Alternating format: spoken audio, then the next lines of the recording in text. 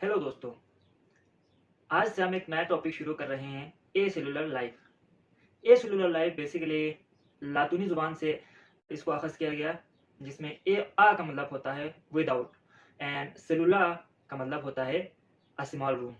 और biological science में अगर हम इसको डिफाइन करें तो ये ऐसे लिविंग ऑर्गेनिजम्स होते हैं जिनके अंदर सेल नहीं होता, और जो सेल के जो फंक्शन करने वाले बायोलॉजिकल मॉलिक्यूल्स होते हैं वो उनके अंदर प्रेजेंट नहीं होता। इस कैटेगरी में हमारे लिए बहुत सारे ऑर्गेनिजम्स मिलते हैं, जैसे कि virus, plasmid, transposons, cosmid, prions and viroids.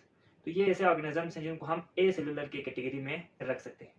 अब जो ए सेलुलर जो फॉर्म ऑफ लाइफ है, ये बेसिकली एक कंट्रोवर्शियल टॉपिक है, बिकॉज कुछ लोगों का यकीन है कि जो ए सेलुलर लाइफ्स होते हैं जैसे कि वायरस, इनके अंदर कोई सेल मौजूद नहीं होता, इनके अंदर सेल वॉल प्रेजेंट नहीं होता, इनके अंदर कोई ऑर्गेनल्स मौजूद नहीं होता जो कि सेल के फंक्शन कर सकता है, यानी एक ऑर्गेनाइज सिस्टम ही प्रेजेंट नहीं होता। तो हम इसको कैसे लिविंग कैटेगरी में शामिल कर सकते हैं?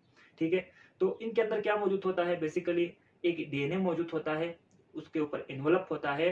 तो बस यही दो कैरेक्टरिस्टिक्स हैं इसके पास। कुछ साइंटिस्ट का मानना है कि हम इनको लिविंग इसलिए कह सकते हैं क्योंकि जब इनके जो डीएनए या आरएनए जो स्ट्रैंड होते हैं, वो जब किसी भी होस्ट के अंदर इंजेक्ट होते हैं तो वो उस होस्ट को अपना गुलाम बना लेता है, जिसे हम एक वर्ड यूज करते हैं, इंस्लेव कर लेता है उसकी मशीनरी पर।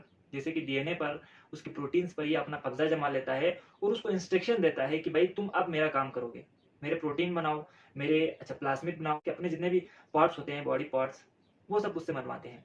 तो एक तरह से ये तो लिविंग हो गया, बिकॉज इसने कब्जा किया, लेकिन ये अपनी चीजों को रिप्रोड्यूस कर सकता है। तो हम इसलिए इसको सेलुलर कैटेगरी में भी शामिल कर सकते हैं। तो कहने का मतलब ये है कि ये लिविंग और नॉन लिविंग के बॉर्डर लाइन पर मौजूद होता है। तो इसलिए हम इसको कहते हैं ए सेलुलर लाइफ, यानी जिसके अंदर सेल तो नहीं है लेकिन फिर भी ये लिविंग कैटेगरी में शामिल होता है।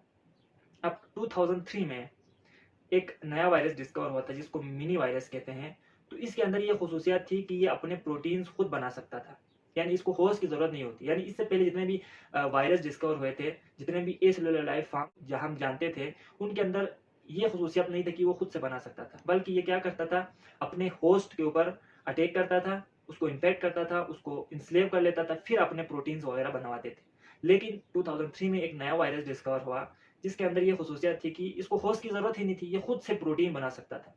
तो अब ये मजीद कंफ्यूजन बढ़ गई कि यार, जब अगर ये खुद से अपने प्रोटीन बना सकते हैं तो अब हम इसको ए सेलुलर कैटेगरी में रखें कि ना रखें। अभी नए वायरसेस डिस्कवर होना शुरू हो गए हैं जो कि हमारे लिए और पेचीदगियां पैदा करे कि हम इसको किस कैटेगरी में शामिल करें।